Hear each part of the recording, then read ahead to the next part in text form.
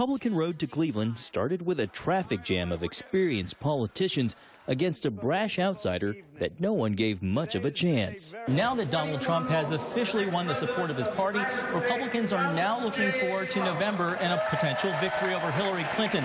But Donald Trump still has some work to do to coalesce the entire Republican Party.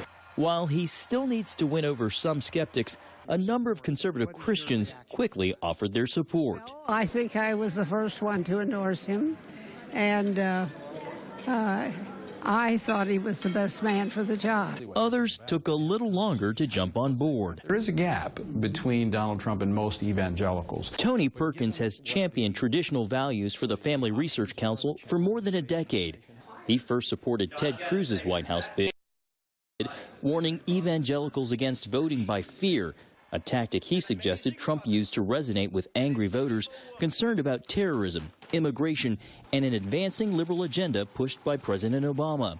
But that was then. His track record on issues actually is kind of counter of the ground he's staked out right now. And that's okay. People can change their minds. Like Trump, Perkins also experienced a change of heart.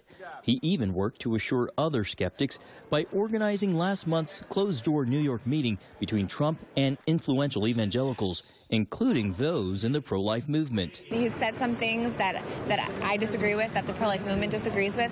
But on this issue, perhaps more than any other, he's shown a willingness to correct himself. He's taken constructive criticism, and he's come out and he's clarified. One major turning point for her and others came with the death of conservative Supreme Court Justice Antonin Scalia.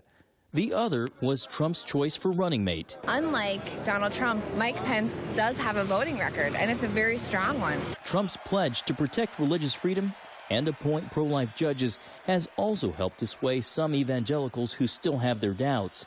He understands this is a group he needs if he wants to sit in the White House. They don't have to be out necessarily standing on every corner waving Trump signs, but they have to be comfortable enough to vote for him and encourage their friends to turn out and vote.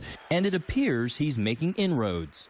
The Faith and Freedom Coalition's Ralph Reed tells CBN News that Donald Trump has already closed the gap. Today, he's winning 78% of the evangelical vote, and Hillary is getting 17%.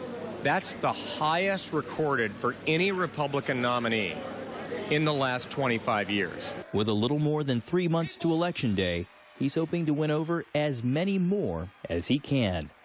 John Jessup, CBN News,